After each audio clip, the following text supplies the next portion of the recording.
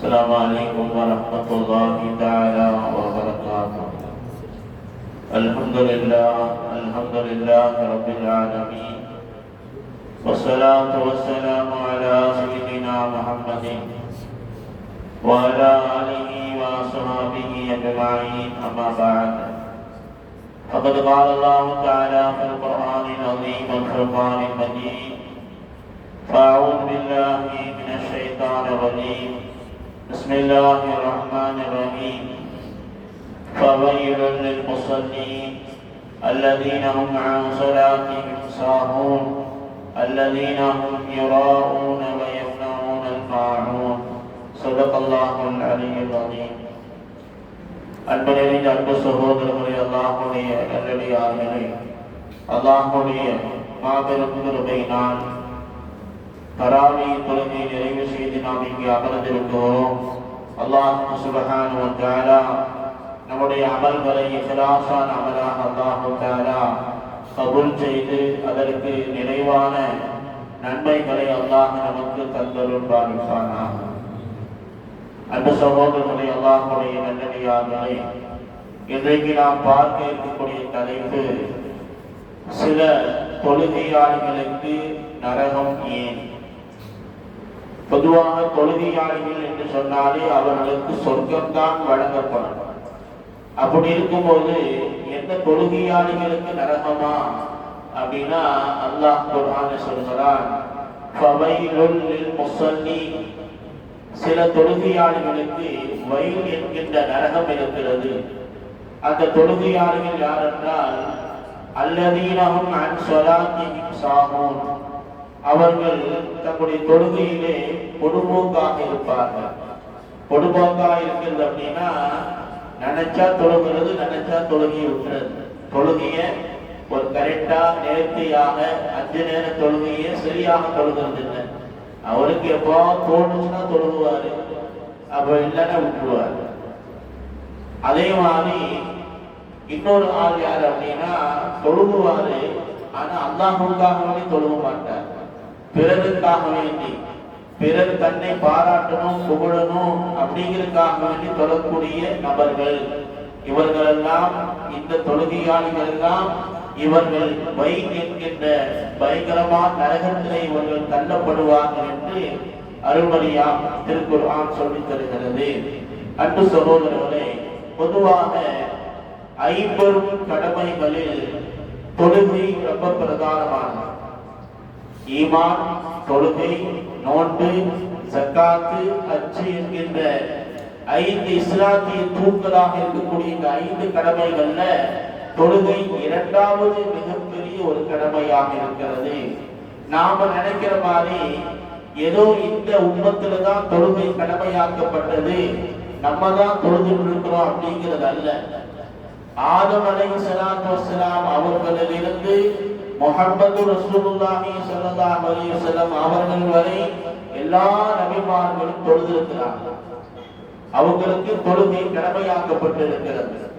குர்ஆனில் அல்லாஹ் சொல்லித் தருகிறார், மூசா நபி அலைஹிஸ்ஸலாத்து வஸ்ஸலாம் அவர்கள் துர்சினா மலையை அல்லாஹ்வை சந்திக்க போன பொழுது அல்லாஹ் தஆலா பல்வேறு செய்திகளை சொன்னான். அதில் ஒன்று என்ன அப்படின்னா, அகிமிஸ் ஸலாத்த லிதிக்ரி, என்னை நினைவு கூறுவதற்காக வேண்டி தொழுகை நீங்கள் நிலைநாட்டுங்கள் என்று அல்லாஹ் தஆலா மூசா அலைஹிஸ்ஸலாத்து வஸ்ஸலாம் அவர்களுக்கு அல்லாஹ் சொல்லித் தந்தான். அதே மாதிரி ஈசா நபி அலைஹிஸ்ஸலாத்து வஸ்ஸலாம் அவர்களை பற்றி அல்லாஹ் மரியம் என்கின்ற அத்தியாயத்தில் அல்லாஹ் பேசுகிற பொழுது, ஈசா நபி அலைஹிஸ்ஸலாத்து வஸ்ஸலாம் அவர்கள் குழந்தை பருவத்திலே அவர்கள் பேசினார்கள். பச்சை குழந்தை, அந்த குழந்தை வாய் திறந்து பேசுது. என்ன பேசியது என்று அல்லாஹ் குர்ஆனில் சொல்கிறான், கால இன்னி அப்துல்லாஹ், நான் அல்லாஹ்வுடைய அடிமை. ஆதானியல் கிதாப வஜஅலனி நபியா, அல்லாஹ் தஆலா எனக்கு வேதத்தை தந்திருக்கிறான், என்னை நபியாக ஆக்கி இருக்கிறான் என்று வரிசையா பேசிட்டு வரும்போது அந்த குழந்தை சொல்கிறது, வௌசானி பிஸ்ஸலாத்தி வஸ்ஸகாத்தி மாதும்து ஹய்யா, அல்லாஹ் தஆலா ஜகாத்தை எனக்கு கடமையாக்கி இருக்கிறான், தொழுகையை கடமையாக்கி இருக்கிறான், ஹயாத்தாக இருக்கும் காலமெல்லாம் இதை நிறைவேற்ற வேண்டும் என்று அல்லாஹ் உத்தரவிட்டு இருக்கிறார் என்று ஈசா நபி அலைஹிஸ்ஸலாத்து வஸ்ஸலாம் அவர்கள் சொல்றாங்க. அதனால எல்லா நபிமார்களும் தொழுதிருக்கிறாங்க. ஆனா இந்த அமைப்புல தொழுதாங்களா வேற அமைப்புல தொழுதாங்களா என்று நமக்கு தெரியாது. ஆனால் தொழுகை அவர்கள் நிறைவேற்றி இருக்கிறார். எனவே தொழுகை என்பது ஆக மிகப்பெரிய ஒரு கடமையாக இருக்கிறது. அல்லாஹ்வை நெருங்குவதற்குண்டான பல்வேறு வழிகளில் தொழுகை ரொம்ப பிரதானமாக இருக்கிறது. சாதாரணமா எல்லா கடமைகளும் நோன்பு, ஜகாத்து, ஹஜ்ஜு எல்லா கடமைகளும் பார்த்தீங்கன்னா இந்த துன்யாவில உலகத்தில் அல்லாஹ் கடமையாக்கினான். தொழுகை மட்டும்தான் வான் உலகத்திலே கடமையாக்கப்பட்டது. மியாராஜுக்கு போன போதுதான் அல்லாஹ் என்ன செஞ்சான்? தொழுகையை கடமையாக்கினான். எனவே தொழுகை அது விண்ணுலகிலே கடமையாக்கப்பட்டதுனால அதற்கென்று ஒரு தனி சிறப்பு இருக்கிறது. அதனால்தான் ஸல்லல்லாஹு அலைஹி வஸல்லம் சொன்னார்கள், அக்ரபு மா யகூனுல் அப்து இலா ரப்பிஹி வ ஹுவ சாஜிதுன். ஒரு அடியான் அல்லாஹ்வை நெருங்கக்கூடிய நேரங்களில் ஆக உயர்ந்த நேரம் அவன் சஜிதா செய்யக்கூடிய நேரம் என்றார்கள் நபிகள் நாயகம் ஸல்லல்லாஹு அலைஹி வஸல்லம். அப்போ ஒரு சுஜூதுல நாம் இருக்குகிற பொழுது அல்லாஹ்வுடைய நெருக்கத்தை நாம் அதிகமாக பெறுகிறோம். எனவே அன்பு சகோதரர்களே, இன்றைக்குண்டான காலகட்டத்துல தொழுகையுடைய விஷயத்துல ஆண்களாக இருந்தாலும் சரி பெண்களாக இருந்தாலும் சரி அந்த தொழுகைகளை நாம் சரியாக நிறைவேற்றுகிறோமா என்று யோசித்து பாருங்க. ஒரு கல்யாணம் போனா தொழுகை போயிடும். ஒரு வடிவமாவிலிருந்து ஒரு ரிசப்ஷன் எங்க போனாலும் தொழுகை ஆயிருந்து மிஸ் ஆயிடும். தொழுகை நமக்கு கவனம் இருக்கிறது. எங்கேயாவது வெளியூர் போறோம், அப்ப தொழுகை மிஸ் ஆயிடும். இப்படி தொழுகைய நாம் பொழுதுபோக்காக கவனக்குறைவாக அதை விடுவதை கூட ஒரு குற்றமாக நினைக்காம சர்வசாதாரணமாக தொழுகைகள் நம்முடைய வாழ்க்கையிலே பாழாகிறது, வீணாகிறது. அன்பு சகோதரர்களே, நாம் யோசிக்க வேண்டும், எச்சரிக்கையாக இருக்கணும். நபிகள் நாயகம் ஸல்லல்லாஹு அலைஹி வஸல்லம் சொன்னார்கள், ஒரு முஸ்லிமுக்கும் காஃபிருக்கும் மத்தியிலே வித்தியாசமே தொழுகைதான் என்றார்கள் நபிகள் நாயகம் ஸல்லல்லாஹு அலைஹி வஸல்லம். நமக்கும் மற்றவங்களுக்குண்டான வித்தியாசமே தொழுகை என்று சொன்னால் அந்த தொழுகையிலே நாம் எவ்வளவு கவனமாக இருக்க வேண்டும். மறுமை நாளிலே முதலாக விசாரிக்கப்படுவது தொழுகையை பற்றித்தான் என்றார்கள் நபிகள் நாயகம் ஸல்லல்லாஹு அலைஹி வஸல்லம் அவர்கள். எத்தனையோ கேள்வி கணக்குகள் இருந்தாலும் அல்லாஹ் முதல்ல கேட்கிறது தொழுகையை பற்றி தான் கேட்பான். அதனால அதுல நாம் மிக மிக கவனமாக இருக்கணும். நம்முடைய தொழுகைகளை அந்த நேரம் வந்துருச்சு அப்படின்னா தொழுகிறோம். இப்னு மஸ்ஊத் ரலியல்லாஹு தஆலா அன்ஹு சொல்றாங்க, நபியிட்ட கேட்டாங்க, யா ரசூலல்லாஹ் அய்யுல் அமாலி அஃதல், நாம் செய்யக்கூடிய அமல்களில் ஆக சிறந்தது எது என்று கேட்ட பொழுது ஸல்லல்லாஹு அலைஹி வஸல்லம் சொன்னார்கள், அஸ்ஸலாத்து அலா வக்திஹா, தொழுகையை அதற்குண்டான நேரத்தில் தொழுகிறது. தொழுகை நேரம் வந்துருச்சா, வக்து வந்துருச்சா, உடனே தொழுதுங்க, தள்ளி போடாதீங்க. தள்ளி போட்டீங்க அப்படின்னா ஒரு நேரம் தொழுகை நமக்கு தவறி போய்விடும். அதனால் தொழுகையை அந்தந்த நேரத்தில் தொழுகுவதுதான் இபாதத்துகள், வணக்க வழிபாடுகளில் ஆக சிறந்தது என்றார்கள் நபிகள் நாயகம் ஸல்லல்லாஹு அலைஹி வஸல்லம் அவர்கள். அன்பு சகோதரர்களே, நாயகம் ஸல்லல்லாஹு அலைஹி வஸல்லம் அவர்களிடத்துல நிறைய பேர் வந்து இஸ்லாத்தை ஏற்றுக்கொள்வாங்க, கலிமாவை சொல்லி முஸ்லிம் ஆகுவாங்க. அப்படி ஆகக்கூடிய நேரத்துல சிலர்கள் வந்த நபர்கள் என்ன செய்வாங்கன்னா நிபந்தனை போடுவாங்க. என்ன நிபந்தனை போடுவாங்கன்னா, நாங்க இஸ்லாத்துக்கு வர்றோம், ஈமான் கொள்றோம், கலிமாவெல்லாம் சொல்றோம், ஆனா சில விஷயங்கள் என்னன்னு எங்களால் செய்ய முடியாது அப்படின்னு கேட்பாங்க. அப்ப ஸல்லல்லாஹு அலைஹி வஸல்லம் செய்தின்னு சொல்லுவாங்க. அவங்க எப்படியாவது முஸ்லீம் ஆகட்டும், ஆன பின்னாடி நம்ம என்ன செய்யலாம், அதுக்கப்புறம் சொல்லி அவங்க நேர்படுத்தலாம். முதல்ல கலிமாவை சொல்லணும் அப்படிங்கிறதுக்காக வேண்டி ஸல்லல்லாஹு அலைஹி வஸல்லம் சரி என்று ஒத்துக்கொள்வார். அப்படி ஒரு தடவை சகீப் கோத்திரத்தார்கள்ல சில பேர் வந்தாங்க. வந்து நபிக்கு வந்து கலிமா சொல்றதுக்காக வந்தாங்க. ஸல்லல்லாஹு அலைஹி வஸல்லம் அவங்களுக்கு பையத்தை செய்து கொடுக்க போறாங்க. அந்த நேரத்தில் அவங்க சொன்னாங்களா, நாங்க இஸ்லாத்தை ஏற்றுக்கொள்றோம், ஆனா போர்க்களத்துக்குள்ள நாங்க வரமாட்டோம். எங்கேயாவது ஊருக்கு சண்டைக்கு போறீங்கன்னா அதுக்கெல்லாம் எங்களை கூப்பிடாதீங்க அப்படின்னு சொன்னாங்க. ஸல்லல்லாஹு அலைஹி வஸல்லம் சரின்னு ஒத்துக்கிட்டாங்க. இரண்டாவது சொன்னாங்க, இஸ்லாத்தை நாங்க ஏற்றுக்கொள்கிறோம், ஆனா ஜக்காத்துல நாங்க தரமாட்டோம் அப்படின்னு சொன்னாங்க. ஏன்னா பொருளாதார கடமை இல்லையா. அப்ப ஸல்லல்லாஹு அலைஹி வஸல்லம் சரி பரவாயில்லை, நீங்க வாங்க இஸ்லாத்தை ஏற்றுக்கொள்ளுங்க அப்படின்னு சொன்னாங்க. மூன்றாவது அவங்க சொன்னாங்க, இஸ்லாத்தை நாங்க ஏற்றுக்கொள்கிறோம், ஆனா இந்த தொழுகிறது, ருக்கு செய்யறது, சுஜூது செய்யறது இதெல்லாம் எங்களுக்கு சரி ஒத்து வராது, அதையெல்லாம் நாங்க செய்ய மாட்டோம் அப்படின்னு சொன்ன பொழுது ஸல்லல்லாஹு அலைஹி வஸல்லம் போருக்கு வரமாட்டாங்க சொன்னப்போ சரின்னு சொன்னாங்க. ஜக்காத்து கொடுக்க மாட்டேன்னு சொன்னப்போ சரின்னு சொன்னாங்க. தொழுகை என்று வந்த பொழுது ஸல்லல்லாஹு அலைஹி வஸல்லம் சொன்னாங்க, அப்படி என்றால் நீங்கள் இஸ்லாத்துக்கு வர வேண்டிய அவசியம் இல்லை, நீங்க இஸ்லாத்துக்கு வர வேணாம், தொழுகை அது பிரதானமானது, அதுல சலுகை தர முடியாது.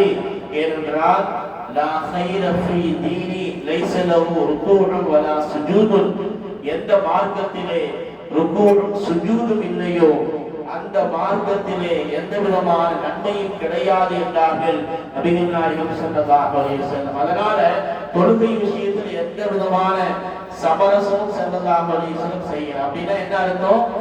எவர்கள் இஸ்லாத்தை ஏற்றுக்கொண்டதற்கு பிறகு அவங்க தொழுகவில்லையோ அவர்கள் இந்த மார்க்கத்தை சார்ந்தவர்களை அல்ல என்பதைத்தான் ஸல்லல்லாஹு அலைஹி வஸல்லம் அவர்கள் அங்கே வலியுறுத்தி சொல்லி தருகிறார்கள். எனவே அன்பு சகோதரர்களே, தொழுகை பிரதானமானது, அதிலே விடுவதற்குண்டான வாய்ப்புகள் மார்க்கம் நமக்கு தரவே கிடையாது. அன்பு சகோதரர்களே, இப்படி தொழுகை கடமையாக்கப்பட்டது கூட அல்லாஹ் தஆலா அதுல கவனம் எடுத்து சிரத்தை எடுத்து மக்களுக்கு அல்லாஹ் எப்படி அதை கடமையாக்கினான், எப்படி அல்லாஹ் சொல்லி கொடுத்தான் என்று ஹதீஸ்களை பார்த்தோம் அப்படின்னா, நாயகம் ஸல்லல்லாஹு அலைஹி வஸல்லம் மிஅராஜுக்கு போனாங்க, தொழுகை கடமையாக்கப்பட்டது, திரும்பி வந்துட்டாங்க.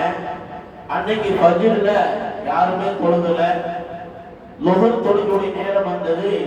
சையதுனா ஜிப்ரீல் அலைஹிஸ்ஸலாத்து வஸ்ஸலாம் வந்தாங்க, நபியை அழைச்சாங்க, காபாவுக்கு போனாங்க. காபத்துல்லாஹ்ல இருந்து லுஹர் எப்படி தொழுகணும் அப்படி தொழுது காமிச்சாங்க. யாரு? ஜிப்ரீல் அலைஹிஸ்ஸலாத்து வஸ்ஸலாம் நபி அவங்களுக்கு தொழக்குண்டான அந்த முறைகளை சொல்லி கொடுத்து இப்படித்தான் தொழுகணும் என்கின்ற முறை பிரகாரம் தொழுது காமிச்சாங்க. போயிட்டாங்க. அஸ்ருடைய நேரம் வந்தது, ஜிப்ரீல் அலைஹிஸ்ஸலாத்து வஸ்ஸலாம் வந்தாங்க, அஸ்ர் தொழுகையை தொழ வச்சாங்க, அஸ்ருடைய முறையை கற்றுக் கொடுத்தாங்க.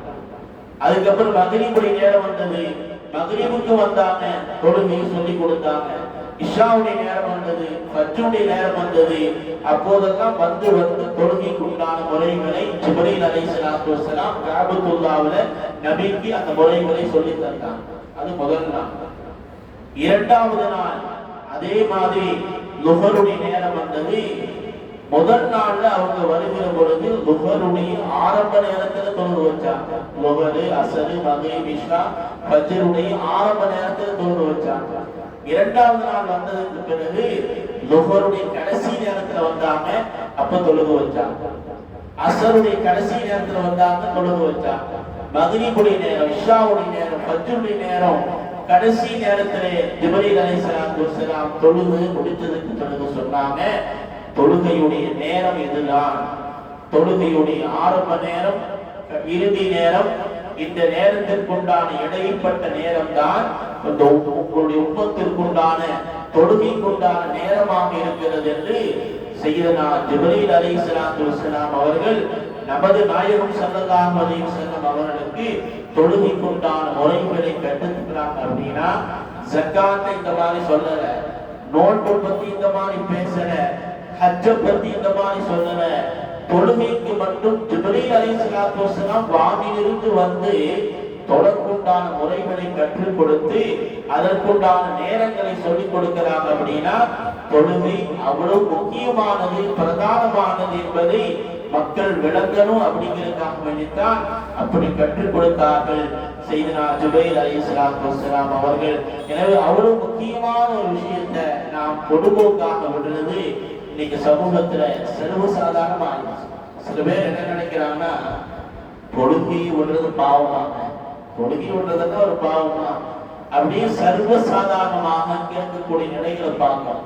நோம்பு காலத்துல நீங்க என்ன போடாதீங்க. நோம்பு காலம் பள்ளிவாசல் ஃபுல்லா இருக்கு. நோம்பு முடிஞ்சா ஒரு இன்சான் இருக்கா, பள்ளிவாசல் எல்லா பள்ளியும் காலியாக.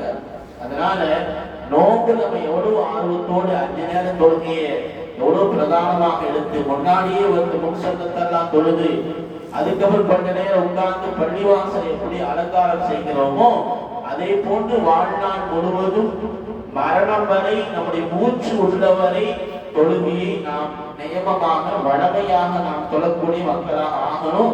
அல்லாஹ் நமக்கு கிருபை செய்வானாக.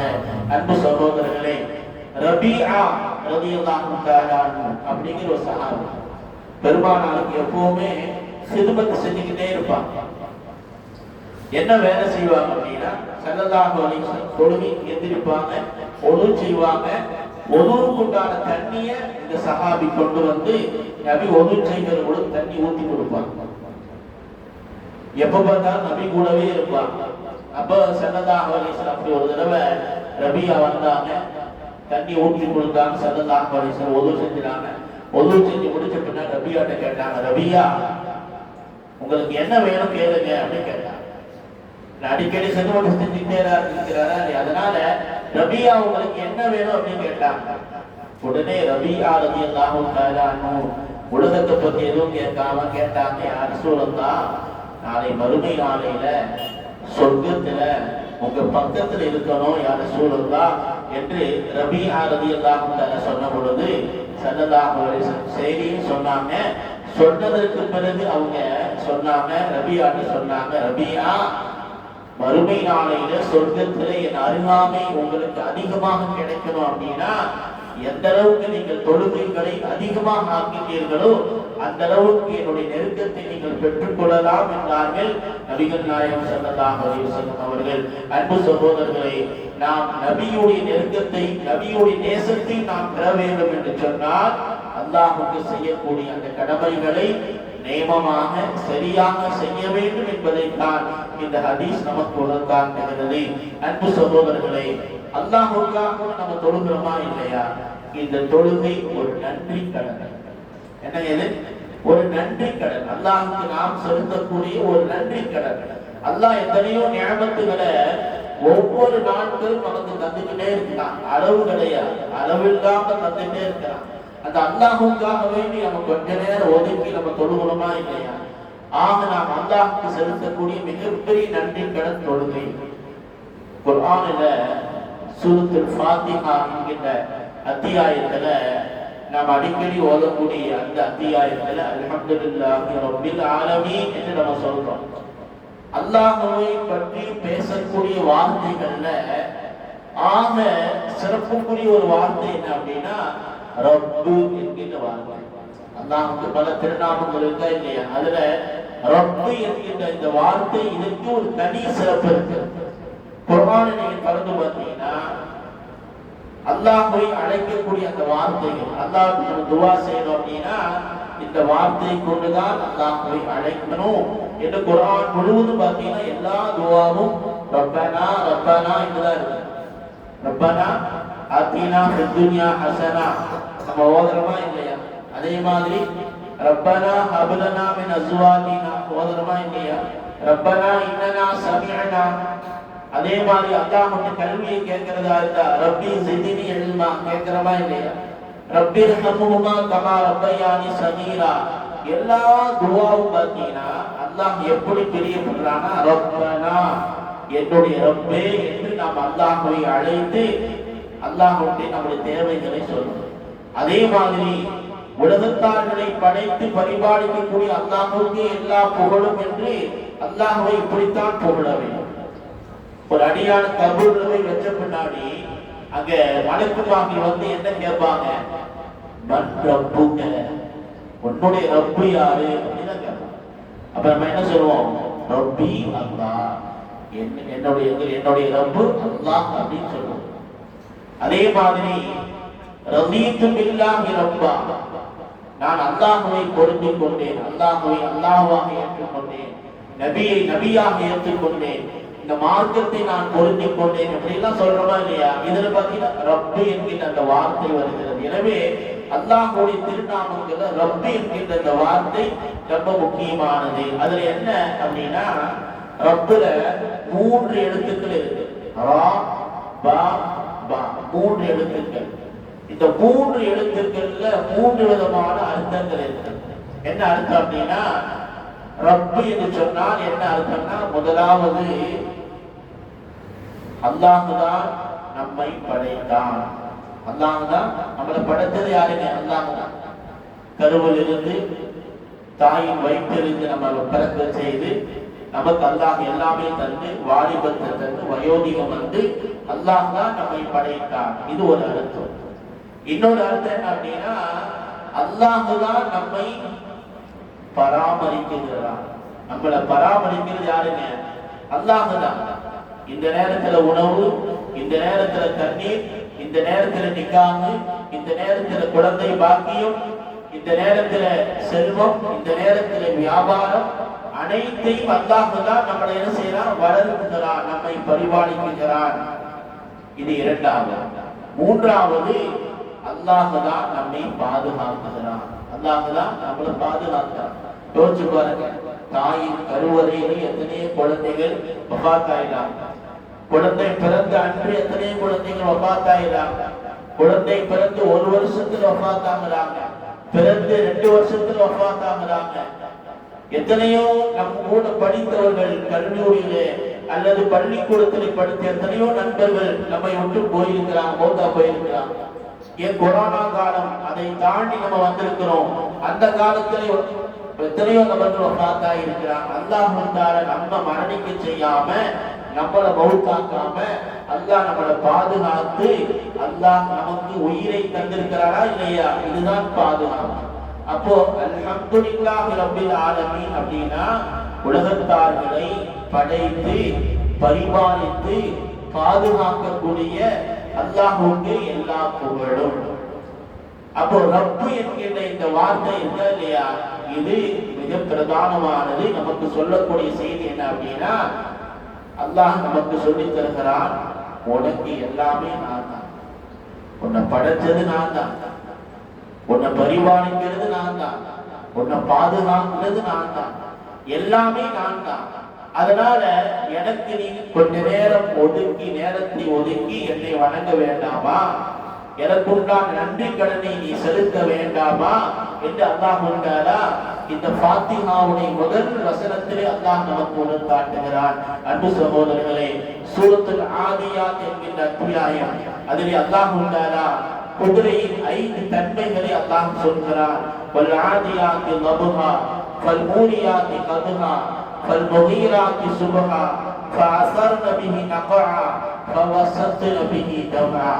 குதிரை இருக்கா இல்லையா, அது அதிகாலை நேரத்திலே வேகமாக செல்லக்கூடிய குதிரையின் மீது சத்தியமாக, அப்படி வேகமாக செல்கிற பொழுது அதனுடைய கால்களிலிருந்து தீப்பொறி கிளம்பும் அல்லவா, அந்த நேரத்தில் அந்த குதிரையின் மீது சத்தியமாக அப்படி வேகமாக செல்கிற பொழுது புழுதியை கிளப்புமா இல்லையா, அதன் மீது சத்தியமாக அப்படி வேகமாக செல்கிற பொழுது மூச்சு இறைத்துக் கொண்டே ஓடுமா இல்லையா, அதன் மீது சத்தியமாக அப்படி வேகமாக ஓடி அது என்ன செய்யும் அப்படின்னா மிகப்பெரிய எதிரிகளின் கூட்டத்திற்கு நடுவிலே சென்று அங்கே வெற்றியை உனக்கு ஈட்டி தருமே, அப்படிப்பட்ட குதிரையின் மீது சத்தியமாக என்று அல்லாஹ் தஆலா சத்தியம் செஞ்சுட்டு வந்துட்டு அல்லாஹ் என்ன சொல்றான் அப்படின்னா இன்னல் இன்சான லிரப்பிஹி லகனூன்.